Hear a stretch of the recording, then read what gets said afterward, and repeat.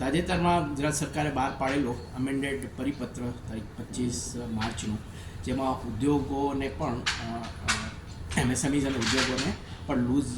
બેરલમાં diesel માટેની જે છૂટ આપવામાં આવી છે તે ખરેખર પ્રશંસનીય છે. અને ફોકિયાએ આ માટે તારીખ 24 માર્ચના સરકારશ્રીના પરિપત્રના સંદર્ભમાં જે 25 તારીખે રજૂઆત કરી હતી અને ઇમિડિયેટલી એના જવાબમાં જ્યારે ફોકિયાએ રજૂઆત કરીને તરત 25 તારીખે જ સરકારશ્રીએ પગલાં લઈ અને સમગ્ર ગુજરાતના ઔદ્યોગિક જગત માટેનો જે પ્રશ્ન હતો તે બહુ જ સારી રીતે જે છે સમજી સંવેદનશીલ રીતે અને એનો ઉકેલ લાવ્યા છે. તો આ માટે ખરેખર અમે માનનીય મુખ્યમંત્રી શ્રી ભૂપેન્દ્રભાઈ અને માનનીય મુખ્યમંત્રી શ્રી હર્ષભાઈના ખૂબ ખૂબ આભારી છે. અને આ સાથે